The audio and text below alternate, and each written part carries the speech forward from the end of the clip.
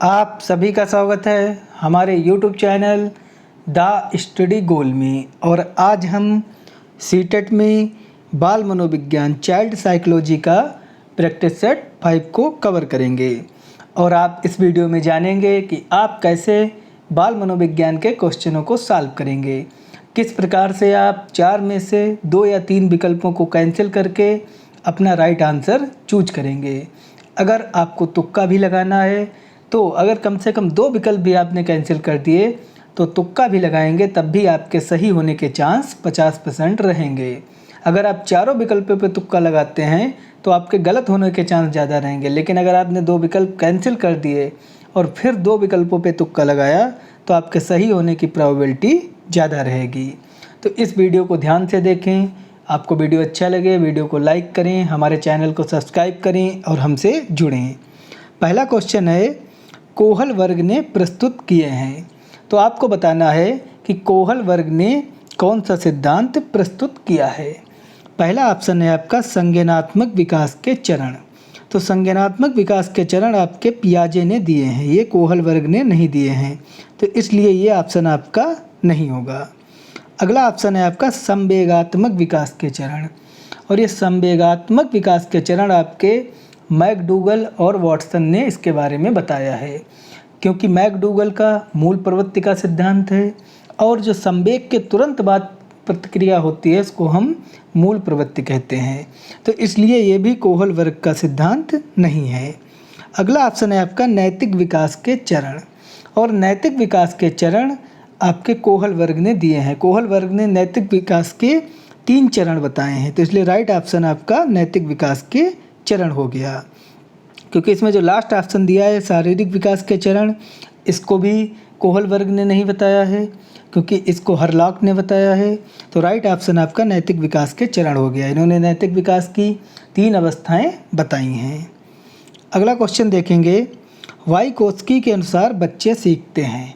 तो आपको बताना है कि वाइकोस्की ने क्या बताया है कि बच्चे किस प्रकार से सीखते हैं। पहला ऑप्शन है आपका जब पुनर्बलन प्रदान किया जाता है। तो पुनर्बलन की बात ये स्किनर ने बताई है। इन्होंने अपने क्रिया प्रसूत के सिद्धांत में बताया है कि बच्चे जब बार बार अभ्यास करेंगे तो वो पुनर्बलित होंगे, जिससे वो सीखेंगे। तो यानी कि पुनर्बलन के बारे में स्किनर ने बताया है, न कि वाइकोस्की ने। अगला ऑप्शन है आपका परिपक्व होने से। और ये परिपक्व होने की बात गेस्टाल्टवादियों ने बताई है। गेस्टाल्टवादियों ने बताया है कि जब बच्चा परिपक्व होता है, यानी कि वो सीखने के साथ साथ परिपक्व होता चला जाता है, इसलिए ये भी आपका ऑप्शन नहीं होगा, क्योंकि ये गेस्टाल्टवादियों ने बताया है, जिसमें कोहलर, कोपका और बर्दीमर थे। अगला ऑप्शन है आपका अनुकरण से। तो अनुकरण को हिलगार्ड और हेगार्टी महोदय ने बताया है। अनुकरण का जो सिद्धांत है वो हिलगार्ड और हेगार्टी महोदय ने दिया है, ना कि वाइकोस्की ने। अगला ऑप्शन है आपका वयस्कों और समवयस्कों से के साथ परस्पर क्रिया से। तो यही आपका राइट ऑप्शन हो गया, क्योंकि वाइकोस्की ने बताया है कि बच्चे वयस्कों के साथ और समवयस्कों के साथ परस्पर क्रिया करके समाज द्वारा, संस्कृत कल्चर के द्वारा चीज़ों को सीखते हैं। तो राइट ऑप्शन आपका डी हो गया। अगला क्वेश्चन देखेंगे, भाषा विकास के लिए प्रारंभिक बचपन कौन सा काल होता है। आपको बताना है कि भाषा विकास के लिए जो प्रारंभिक बचपन का काल है वो किस प्रकार का काल है। पहला ऑप्शन है आपका कम महत्वपूर्ण। तो ये तो आपका ऑप्शन होगा नहीं, क्योंकि प्रारंभिक बचपन का काल कम महत्वपूर्ण नहीं है। अगला ऑप्शन है अमहत्वपूर्ण। अमहत्वपूर्ण का तात्पर्य होता है महत्वहीन, जिसका कोई महत्व ही ना हो, तो ये भी आपका ऑप्शन नहीं है। अगला ऑप्शन है आपका अति संवेदनशील, इसको भी हम रोक के रखेंगे। अगला ऑप्शन है आपका निरपेक्ष। निरपेक्ष भी आपका ऑप्शन नहीं होगा। तो राइट ऑप्शन आपका अति संवेदनशील है, क्योंकि बताया भी गया है कि भाषा विकास के लिए और जो भी विकास है बालक का, उसके लिए जो प्रारंभिक जो बचपन काल है वो अति संवेदनशील आयु है। आप देखते भी होंगे कि बताया गया है कि जो प्रारंभिक अवस्था होती है, जो प्रारंभिक बाल्यावस्था होती है, उसमें चीज़ें बच्चे जल्दी सीखते हैं। चाहे वो गलत चीज़ें हों उसका भी अनुकरण करेंगे, सही चीज़ें हों उनका भी अनुकरण करेंगे। इसलिए जो प्रारंभिक बचपन काल होता है वो अति संवेदनशील काल होता है। अगला क्वेश्चन देखेंगे, एक सह शिक्षा कक्षा में लड़कों से शिक्षक यह कहता है लड़के बनो और लड़कियों जैसा व्यवहार मत करो। यानी कि एक टीचर है वो लड़कों से कहता है कि लड़के बनो और लड़कियों जैसा व्यवहार मत करो। तो यह टिप्पणी किस प्रकार की है? पहला ऑप्शन है जाति भेदभाव का परिचायक है। तो ये आपका ऑप्शन नहीं होगा, इसमें जाति भेदभाव का कोई भी परिचायक नहीं दिख रहा है। अगला ऑप्शन है लड़के लड़कियों के साथ व्यवहार का एक अच्छा उदाहरण है। ये तो बिल्कुल भी आपका ऑप्शन नहीं होगा। अगला ऑप्शन है आपका लड़के लड़कियों में भेदभाव की रूढ़बद्ध धारणा प्रकट करती है। इसको अभी हम रोके रखेंगे। अगला ऑप्शन है लड़कियों पर लड़कों की जीव वैज्ञानिक महत्व को उजागर करती है। तो बिल्कुल ये गलत है, क्योंकि जीव वैज्ञानिक महत्व ऐसा बिल्कुल भी नहीं कहती है कि आप लड़के बनो लड़कियों जैसा व्यवहार ना करो। यानी कि जो लड़के और लड़कियों हैं दोनों को एक समान विज्ञान साइंस मानता है, दोनों में कोई भी अंतर समझता नहीं है। तो इसका जो राइट ऑप्शन है वो सी हो जाएगा कि लड़के लड़कियों में भेदभाव की रूढ़बद्ध धारणा प्रकट करती है। ये आपसे बहुत पूछा जाता है, तो इसको आप याद रखेंगे कि जब लड़के और लड़कियों के बारे में जब अलग अलग विचार दिए जाएं कि लड़के जैसे बनो लड़कियों जैसे व्यवहार ना करो, तो ये रूढ़बद्ध धारणा को प्रकट करता है। यानी कि ये जेंडर से संबंधित क्वेश्चन है। तो राइट ऑप्शन आपका सी हो गया।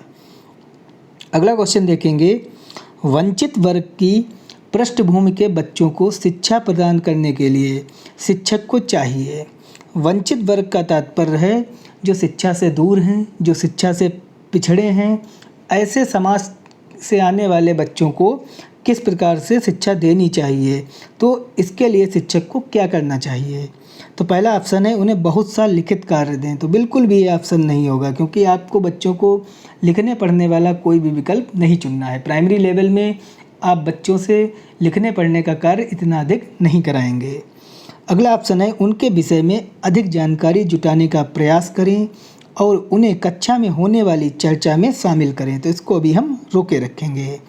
अगला ऑप्शन है उन्हें कक्षा में अलग बैठाएं। बिल्कुल भी ये नहीं करेंगे, हम सभी को एक समान बैठाएंगे और सभी को समावेशी शिक्षा देंगे, ना कि उन बच्चों को हम अलग बैठा देंगे। अगला ऑप्शन है उन पर ध्यान ना दें, क्योंकि वे दूसरे शिक्षार्थियों के साथ अंतःक्रिया नहीं कर सकते। ये भी बिल्कुल गलत ऑप्शन है। आप ऐसा बिल्कुल भी नहीं करेंगे, उनको भी ध्यान देंगे और सभी बच्चों को एक समान समझेंगे, सभी को समावेशी शिक्षा देंगे। ऐसी धारणा बिल्कुल भी आपकी नहीं होगी कि वे दूसरे बच्चों के साथ अंतःक्रिया नहीं कर सकते।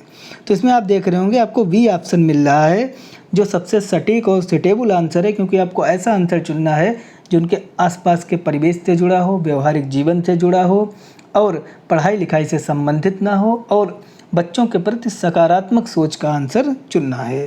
तो इसमें बताया गया है कि उनके विषय में अधिक से अधिक जानकारी जुटाने का प्रयास करें और उन्हें कक्षा में होने वाली चर्चा में शामिल करें। तो राइट ऑप्शन आपका बी हो गया। अगला क्वेश्चन देखेंगे, एक बच्चा जो आंशिक रूप से देख सकता है, यानी कि एक बालक है जो पूरी तरीके से नहीं देख सकता है, उसमें दृष्टिबाधिता का दोष है, तो आप उसको किस प्रकार से शिक्षा कार्य कराएंगे? तो पहला ऑप्शन है आपका बिना किसी विशेष प्रावधान के उसे नियमित विद्यालय में डालना चाहिए। तो इसको अभी हम रोक के रखेंगे। अगला ऑप्शन है उसे शिक्षा नहीं देनी चाहिए, क्योंकि वह उसके किसी काम नहीं आएगी। ये बिल्कुल भी गलत है, क्योंकि आप ऐसा नहीं करेंगे, चाहे वो दृष्टिहीन हो, चाहे वो आंशिक रूप से वो दृष्टिहीन हो, हम उसको शिक्षा देंगे, क्योंकि शिक्षा का अधिकार सभी का है। अगला ऑप्शन है उसे अलग संस्थान में डालने की आवश्यकता है। बिल्कुल ये नहीं करेंगे, क्योंकि एनसीएफ 2005 इसका विरोधी है। एनसीएफ कहता है कि सभी को समावेशी शिक्षा देनी है और समावेशी शिक्षा में आप सभी को एक साथ शिक्षा देंगे। अगला ऑप्शन है विशेष प्रावधान करते हुए उसे नियमित विद्यालय में रखना चाहिए। तो अब आपके पास दो ऑप्शन है, ए और डी। इसमें से आप देख रहे होंगे जो ज़्यादा सेटेबल है वो आपका डी ऑप्शन है, क्योंकि आप उसे विशेष प्रावधान देंगे। विशेष प्रावधान इसलिए देंगे क्योंकि वो आंशिक रूप से देख सकता है और उसे फिर नियमित विद्यालय में रखेंगे। पहला भी ऑप्शन इसमें कहा गया है कि नियमित विद्यालय में रखेंगे, लेकिन इसमें कहा गया है बिना किसी विशेष प्रावधान के। अगर वो सामान्य बच्चा होता तो पहला ऑप्शन सही हो जाता, लेकिन वो आंशिक रूप से देख सकता है, इसलिए हम उसके लिए विशेष प्रावधान करेंगे और उसे नियमित विद्यालय में रखेंगे। तो राइट ऑप्शन आपका डी हो गया। अगला क्वेश्चन देखेंगे, बच्चे तब सर्वाधिक सृजनशील होते हैं जब वे किसी गतिविधि में भाग लेते हैं। तो आपको बताना है कि बच्चे जब अधिक सृजनशील होते हैं तो वो किस प्रकार की गतिविधि में भाग लेते हैं कि वे अधिक सृजनशील होंगे। तो पहला ऑप्शन है आपका शिक्षक की डांट से बचने के लिए। क्या बच्चा कोई क्रिएटिव इसलिए होता है कि वो शिक्षक की डांट ना खाए? तो बिल्कुल भी यह ऑप्शन आपका नहीं होगा। दूसरा ऑप्शन है दूसरों के सामने अच्छा करने के दबाव में आकर। अगर कोई बालक दबाव में आकर कोई कार्य करेगा तो वो कभी भी सृजनशील कार्य नहीं कर पाएगा। अगला ऑप्शन है अपनी रुचि के लिए, इसको भी रोक के रखेंगे। पुरस्कार के लिए ये भी आपका ऑप्शन नहीं होगा, क्योंकि पुरस्कार के लिए आप अच्छा कर सकते हैं, अच्छे नंबर प्राप्त कर सकते हैं, लेकिन आप क्रिएटिव नहीं बन सकते, सृजनशील नहीं बन सकते। सृजनशील आप तभी बन सकते हैं जब आपकी रुचि होगी, आपकी इच्छा होगी, जब आपकी डिजायर होगी, तभी आप सृजनशील बन सकते हैं। तो राइट ऑप्शन आपका सी हो गया। अगला क्वेश्चन देखेंगे, भारत में अधिकांश कक्षाएं बहुभाषी होती हैं, इसे शिक्षक के द्वारा किस रूप में देखा जाना चाहिए? यानी कि भारत में जो कक्षाएं होती हैं वो बहुभाषी होती हैं। बहुभाषी का तात्पर्य होता है जहाँ पर बहुत सी भाषाओं के छात्र होते हैं, अलग अलग प्रांतों के, अलग अलग भाषाओं के, तो उसको बहुभाषी कक्षा कहते हैं। तो पहला ऑप्शन है परेशानी। क्या शिक्षक इसको परेशानी के रूप में देखेगा? तो बिल्कुल ये गलत है। अगला ऑप्शन है संसाधन, तो इसको भी हम रोक के रखेंगे। उसके बाद समस्या और बाधा, ये तो बिल्कुल भी नहीं होंगे, क्योंकि ना ही इसको वो परेशानी के रूप में देखेगा, ना ही समस्या के रूप में देखेगा, और ना ही बाधा के रूप में देखेगा। तो राइट ऑप्शन है इसका संसाधन। जब कक्षा में बहुभाषी बालक होंगे, यानी कि अलग अलग प्रांत के अलग अलग भाषा बोलने वाले जब विद्यार्थी होंगे, तो शिक्षक के लिए यह एक संसाधन के रूप में कार्य करेगा। अगला क्वेश्चन देखेंगे, शिक्षार्थियों द्वारा की गई गलतियां और त्रुटियां। आपको बताना है कि विद्यार्थियों ने अगर गलतियां और त्रुटियां की हैं तो उनको आप किस प्रकार से देखेंगे। पहला ऑप्शन है बच्चों को कमज़ोर अथवा उत्कृष्ट चिन्हित करने के लिए अच्छे अवसर हैं, तो इसको अभी हम रोक के रखेंगे। अगला ऑप्शन है शिक्षक और शिक्षार्थियों की असफलता की सूचक हैं, बिल्कुल गलत है। क्या अगर कोई विद्यार्थी गलतियां और त्रुटि करता है तो ये शिक्षक और विद्यार्थी दोनों की असफलता को इंडिकेट करता है? बिल्कुल भी नहीं करता है, क्योंकि जब बालक सीखेगा तो गलतियां करेगा। गलतियां अधिगम का हिस्सा होती हैं। अगला ऑप्शन है उनके चिंतन को समझने के अवसर के रूप में देखी जानी चाहिए, तो इसको अभी हम रोक के रखेंगे। अगला ऑप्शन है आपका कठोरता से निपटाई जानी चाहिए। बिल्कुल भी आप कठोरता से नहीं निपटाएंगे, क्योंकि कठोर और दंड वाला सेंटेंस या नकारात्मक सेंटेंस कभी भी आप नहीं चुनेंगे। तो अब आपके पास ए और सी विकल्प मिल रहे हैं, क्योंकि आपके पास ए में भी अवसर है और सी में भी अवसर है, और जिस विकल्प में आपको अवसर मिल जाए वो विकल्प आपका सही होगा। तो इसमें दो विकल्पों में अवसर मिल रहा है, तो आप किसको चुनेंगे? तो पहले विकल्प में आप देख रहे होंगे कमज़ोर अथवा उत्कृष्ट चिन्हित करने के लिए, तो ये बिल्कुल भी नहीं करेंगे। क्या गलतियां अगर कोई बच्चा करता है तो आप इसको इस अवसर के रूप में देखेंगे कि वो कितना कमज़ोर है या वो कितना अच्छा है? बिल्कुल भी ऐसा नहीं करेंगे, बल्कि इसका जो राइट ऑप्शन होगा वो सी ऑप्शन होगा कि उनके चिंतन को समझने के अवसर के रूप में देखी जानी चाहिए। एक शिक्षक के रूप में आप ये आकलन करेंगे कि बच्चे के अंदर कितनी चिंतन क्षमता है, कितना अधिक वो सोच सकता है, क्योंकि जो गलतियाँ होती हैं वो अधिगम का हिस्सा ही होती हैं। तो इसलिए राइट ऑप्शन आपका सी हो जाएगा। अगला क्वेश्चन देखेंगे, के विचार से बच्चे सक्रिय ज्ञान निर्माता एवं नन्हे वैज्ञानिक हैं जो संसार के बारे में अपने सिद्धांतों की रचना करते हैं। तो आपको बताना है कि ये किसने बताया है कि सक्रिय ज्ञान कि बच्चे सक्रिय ज्ञान के निर्माता एवं नन्हे वैज्ञानिक हैं जो संसार के बारे में अपने सिद्धांतों की रचना करते हैं। तो पहला ऑप्शन है आपका स्किनर। तो स्किनर ने क्रिया प्रसूत का सिद्धांत दिया है, ना कि ये बताया है कि बच्चे सक्रिय ज्ञान के निर्माता एवं नन्हे वैज्ञानिक होते हैं। अगला ऑप्शन है आपका पावलोव। पावलोव ने अनुबंधन का सिद्धांत दिया है। अगला क्वेश्चन है आपका युंग। तो युंग ने व्यक्तित्व के मनोवैज्ञानिक गुणों के आधार पर वर्गीकरण किया है। युंग ने बताया है कि बालक अंतर्मुखी होते हैं, बहिर्मुखी होते हैं, उभयमुखी होते हैं, ना कि ये बताया है कि बच्चे सक्रिय ज्ञान के निर्माता एवं नन्हे वैज्ञानिक होते हैं। तो ये भी आपका ऑप्शन नहीं होगा। तो अब आपके पास पियाजे बचे हैं, और पियाजे आपका राइट ऑप्शन है। इन्होंने संज्ञानात्मक विकास के चरण दिए हैं और इन्होंने बताया है कि बच्चे सक्रिय ज्ञान के निर्माता एवं नन्हे वैज्ञानिक हैं जो संसार के बारे में अपने सिद्धांतों की रचना करते हैं। तो राइट ऑप्शन आपका डी हो गया। अगला क्वेश्चन देखेंगे, बाल केंद्रित शिक्षा शास्त्र का अर्थ है। आपको बताना है कि बाल केंद्रित शिक्षा शास्त्र का अर्थ क्या होता है। पहला ऑप्शन है बच्चों की अभिव्यक्ति और उनकी सक्रिय भागीदारी को महत्व देना, तो इसको अभी हम रोक के रखेंगे कि शायद ये हमारा ऑप्शन हो जाए। अगला ऑप्शन है बच्चों को पूर्ण रूप से स्वतंत्र कर देना। बिल्कुल गलत है। बाल केंद्रित शिक्षा में बच्चों को स्वतंत्रता दी जाती है, लेकिन पूर्ण रूप से उनको नहीं स्वतंत्र कर देंगे कि जो चाहें वो करें, फिर इसको हम बाल केंद्रित शिक्षा नहीं कहेंगे। क्योंकि बाल केंद्रित शिक्षा में बालकों की रुचियों, उनकी महत्ता को ध्यान में रखकर शिक्षा दी जाती है, उनके बीच अंतःक्रिया करके शिक्षा दी जाती है, उनको बोलने का अवसर दिया जाता है, लेकिन पूर्ण रूप से आप स्वतंत्रता नहीं देंगे। अगर पूर्ण रूप से आप उन्हें स्वतंत्र छोड़ देंगे तो वो बाल केंद्रित शिक्षा नहीं कही जाएगी, फिर उसमें टीचर का रोल ही क्या रहेगा। अगला ऑप्शन है बच्चों को शिक्षक का अनुगमन और अनुकरण के लिए कहना। तो ये भी आपका ऑप्शन नहीं होगा। अगला ऑप्शन है बच्चों को नैतिक शिक्षा देना। तो ये सही है, लेकिन आप देख रहे होंगे जो सबसे ज़्यादा सुटेबल है वो आपका ए विकल्प है कि बच्चों की अभिव्यक्ति और उनकी सक्रिय भागीदारी को महत्व देना। कि बच्चों को अभिव्यक्ति का मतलब है बोलने का अवसर देना, अपने विचारों का प्रस्तुतिकरण का अवसर देना और उनकी सक्रिय भागीदारी को महत्व देना। क्योंकि सीटेट में आपको वो विकल्प चुनना है जो सबसे ज़्यादा एप्रोसिएट हो, सबसे ज़्यादा जो पार्ट को कवर कर रहा हो, उस विकल्प को आप चुनेंगे। तो राइट ऑप्शन आपका ए हो गया। अगला क्वेश्चन है जटिल परिस्थिति को संसाधित करने में शिक्षक बच्चों की सहायता कर सकते हैं। अगर कोई जटिल परिस्थिति है उसको सुलझाने के लिए शिक्षक किस प्रकार से सहायता कर सकते हैं। तो पहला ऑप्शन है कार्य को छोटे हिस्सों में बांटने के बाद निर्देश लिखकर। तो इसको अभी हम रोके रखेंगे कि शायद ये हो जाए। अगला है ऑप्शन उस पर एक भाषण देकर। तो ये बिल्कुल भी नहीं होगा। क्या भाषण देकर हम कोई जटिल परिस्थिति जो बच्चे की है उसको हम सुलझा सकते हैं? तो प्राइमरी लेवल में आप कितना भी भाषण दे दें, उनकी जटिल परिस्थिति या कोई ऐसी समस्या है वो उससे बाहर नहीं निकल पाएंगे। अगला ऑप्शन है कोई भी सहायता ना देकर। ये तो बिल्कुल भी नहीं होगा कि जिससे अपने बच्चे अपने आप निर्वाह करना सीखें। क्योंकि प्राइमरी लेवल में आप बच्चों को सहायता के रूप में कहा भी गया NCF 2005 में कि जो शिक्षक होता है वो सहायकर्ता के रूप में होता है, परामर्शदाता के रूप में होता है, इसलिए आप उनकी सहायता करेंगे। तो ये ऑप्शन आपका गलत हो गया।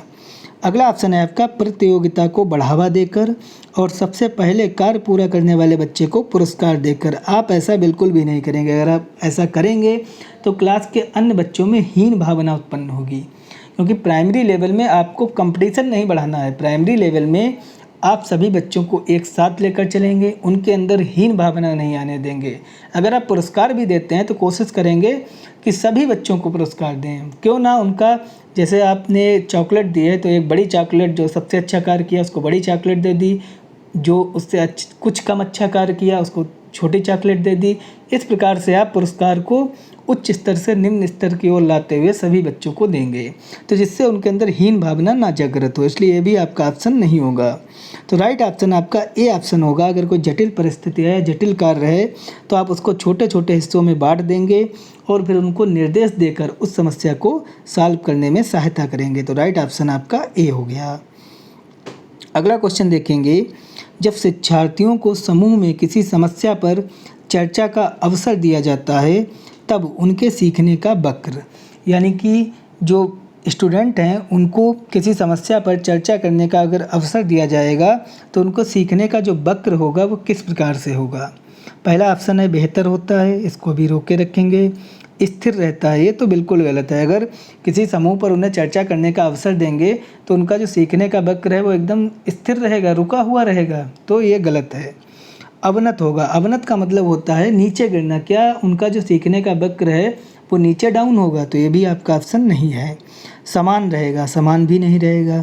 तो राइट ऑप्शन आपका बेहतर होगा। अगर वो किसी समूह पर, किसी समस्या पर समूह में चर्चा करेंगे तो उनके सीखने का वक्र बेहतर होगा, यानी कि वो उन्हें सीखने के अवसर ज़्यादा मिलेंगे। तो राइट ऑप्शन आपका ए हो गया।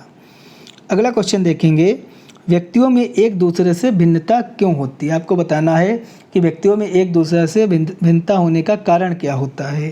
पहला ऑप्शन है आपका वातावरण के प्रभाव के कारण, तो इसको रोके रखेंगे। जन्मजात विशेषताओं के कारण, इसको भी रोके रखेंगे। वंशानुक्रम और वातावरण के बीच अन्योन्य क्रिया के कारण, इसको भी अभी रोके रखेंगे। प्रत्येक व्यक्ति को उसके माता पिता से जीन्सों का भिन्न समुच्चय प्राप्त होने के कारण, तो इसको भी रोके रखेंगे। तो आप इसमें देख रहे होंगे कि आपको ये चारों विकल्प सही लग रहे हैं। व्यक्तियों में भिन्नता के जो कारण है, ये चारों कारण हैं भिन्नता के, लेकिन आपको उस कारण को चुनना है जो सबसे ज़्यादा एप्रोसिएट है, जो सबसे ज़्यादा पार्ट को कवर कर रहा है। तो इसमें जो राइट ऑप्शन है वो आपका सी ऑप्शन हो जाएगा, क्योंकि जो व्यक्तियों में भिन्नता पाई जाती है उसमें जो कारण होता है वो वंशानुक्रम भी होता है और वातावरण का भी कारण होता है, यानी कि आपको किस प्रकार से अपने माता पिता से जीन्स प्राप्त हुए हैं और आपको किस प्रकार का माहौल मिल रहा है, आपके आसपास का परिवेश क्या है। तो एक दूसरे व्यक्ति में जो भिन्नता पाई जाती है उसका मुख्य कारण सी ऑप्शन हो जाएगा कि वंशानुक्रम और वातावरण के बीच अन्योन्य क्रिया के कारण।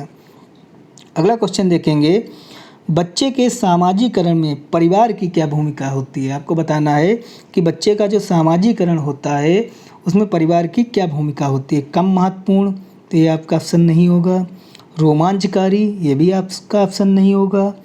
गौण, गौण का मतलब होता है उप यानी कम, कि परिवार की जो भूमिका होती है वो कम होती है, तो ये भी आपका ऑप्शन नहीं होता है, क्योंकि एक गौण होता है एक मुख्य होता है। आपने सुना भी होगा कि गौण नियम मुख्य नियम, तो गौण का मतलब होता है उपनियम और मुख्य का मतलब मेन नियम तो होता ही है, तो गौण नहीं होगा। गौण का अर्थात कम होता है मतलब। मुख्य इसका राइट ऑप्शन होगा कि बच्चे के सामाजिकरण में परिवार की मुख्य भूमिका होती है। तो साइकोलॉजी के इसमें हमने 15 क्वेश्चनों को कवर किया, जो मोस्ट इम्पॉर्टेंट क्वेश्चन थे जिनके आने की संभावना है, क्योंकि साइकोलॉजी में आप चीज़ों को याद नहीं कर सकते, आपको कॉन्सेप्ट बनाना है, आपको सीखना है कि आप कैसे क्वेश्चनों को सॉल्व करेंगे।